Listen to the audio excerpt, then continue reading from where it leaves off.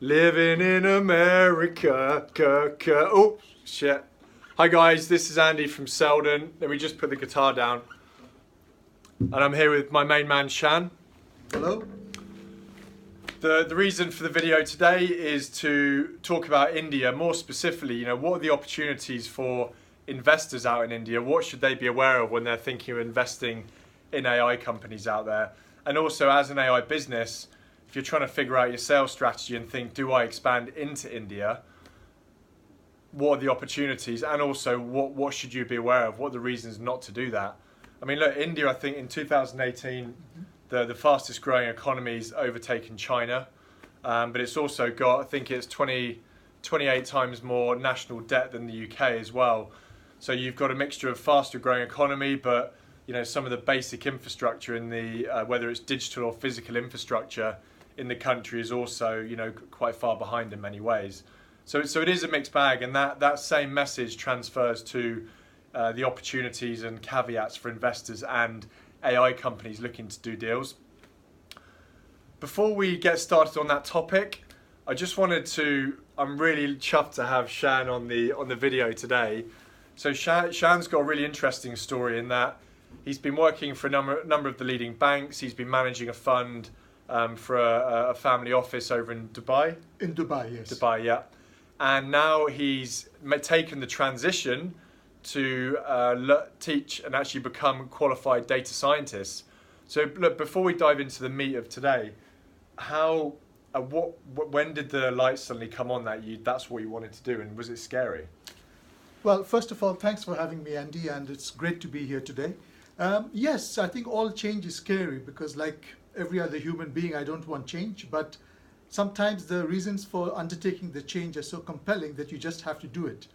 And Yeah. my journey in data science actually arrived at such a crossroad, so to speak. Mm-hmm. The reason being, as you mentioned, I was doing investment, running a family office in Dubai, and our style of investing was quantitative investing.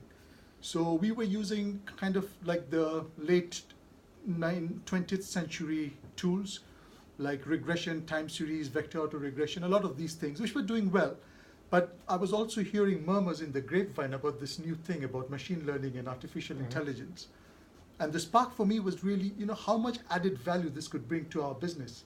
Because what we were doing was so long looking at kind of linear relationships in the data. Yeah. But as you well know, with AI particularly, the whole nonlinear spectrum of relationships between features and their influence on whatever we are trying to target, in this case, stock market returns, are unearthed. So that was my primary motivation, really, to get into a weekend program that would give me these tools. Mm-hmm.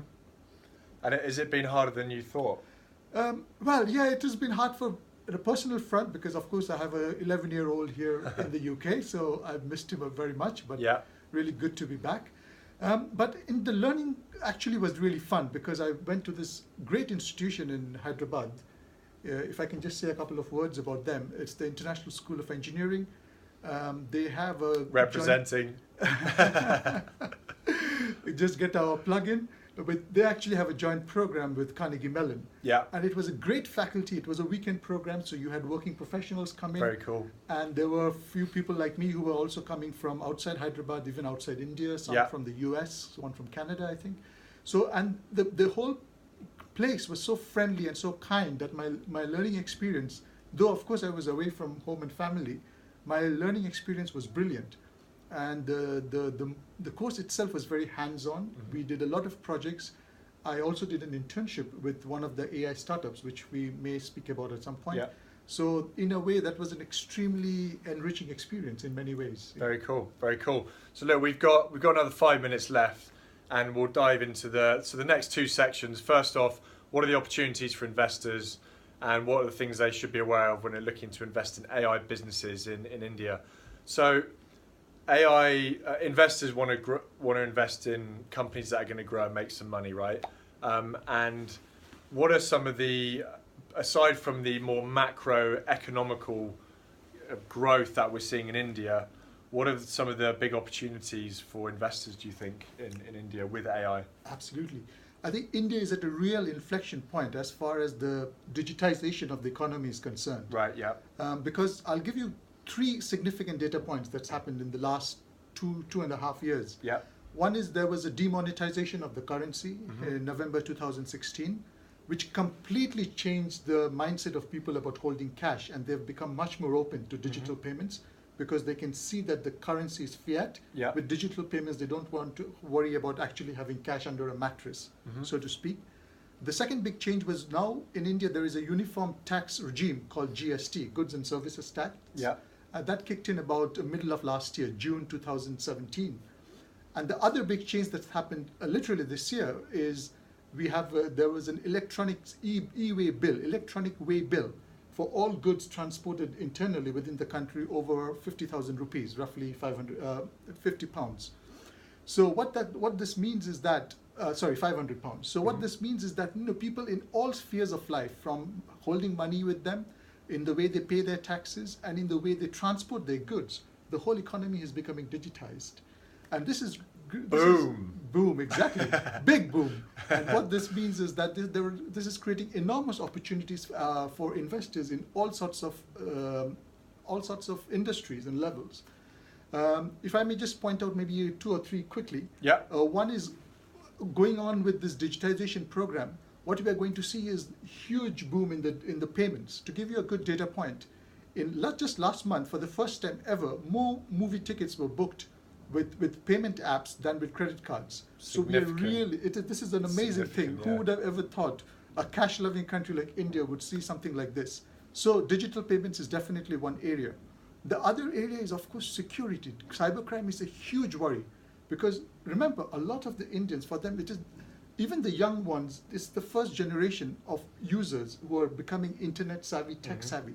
And when they are infiltrated, when they have their security breached, it creates huge concern, not only for like a 20-year-old, but even for his, say, parents or his grandparents, because who are all depending on the 20-year-old to do their internet banking for them. Yeah. So it affects the whole family. So cybercrime, cybersecurity is a huge area where I think a lot of opportunities lie.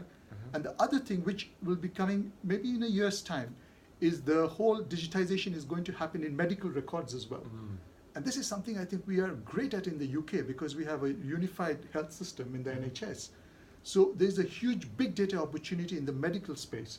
There will be some talk in the media coming out soon, and if British investors or even international investors want to go into that, this is definitely something to look out for.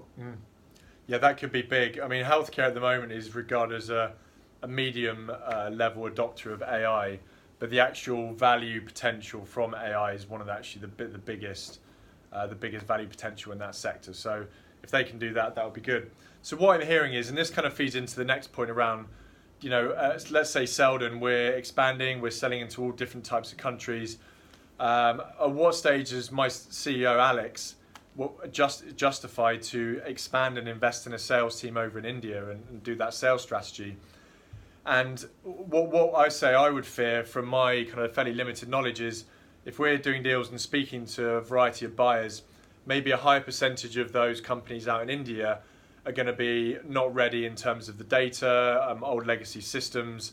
Maybe they haven't hired the right talent yet. So I'm thinking maybe they're a year or two behind in terms of actually having machine readable data ready to go to build and deploy AI. Or do you think... So that kind of slightly behind the curve in terms of digital maturity would impact a company like Selden's, appetite to expand there right now. Do you think they're slightly behind the curve in terms of data, infrastructure, and being able to deploy AI now, or is that not the case? I think they are certainly behind in terms of data. I mean, that's a great point because the government of India recently had an AI task force who looked into the whole AI infrastructure in India. And one of the key recommendations they made was that collection of data, primary data, is extremely lacking. Because even now there are political debates. Are jobs being created each month or not?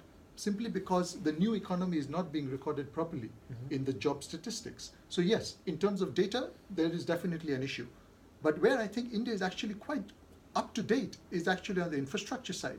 Because it has actually leapfrogged several levels of technology. Okay. Like we never had a landline, but we've gone straight to the mobile. And if you kind of carry that similar analogy into kind of pretty much everything in tech as well, that is probably where India is right now. So for someone like Selden, I mean, if Alex, for example, were to look at India, I would say look at natural language processing. Because India has like about 17 languages printed on a currency note. And of that, 3 of them, Hindi, Bengali, Urdu, have more than 100 million speakers in India and across the Indian subcontinent. But as you know, a lot of NLP is today being done only in English. Yeah. But if, say, a company like Selden, especially situated in a polyglot city like London, can actually come up with the tools for NLP in any of the key Indian languages, subcontinental languages, there you are, you're going to sweep the market. And this is a great opportunity, I think, for Selden or anybody else who's looking at this kind of space. Because if you're going to go to a country like India, opportunities are vast. But you have to think like a consumer goods company. Think like McDonald's or think like Procter & Gamble. What is their motto? Think global, act local. So I will say the same thing for Selden, for Alex as well. Yeah.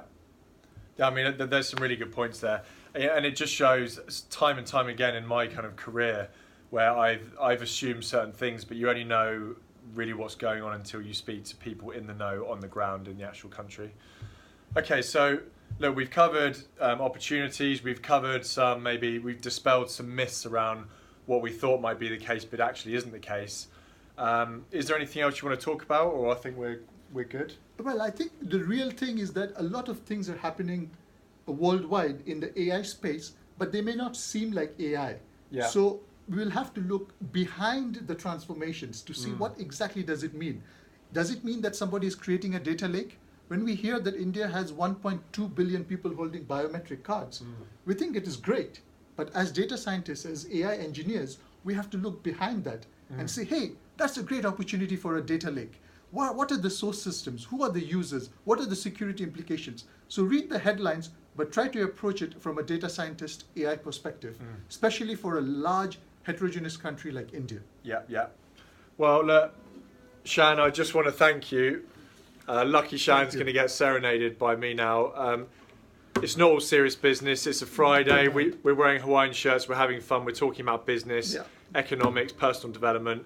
Hope everyone has a great day, Shan. Andy, thank you. It's been a pleasure. Big thank you to you.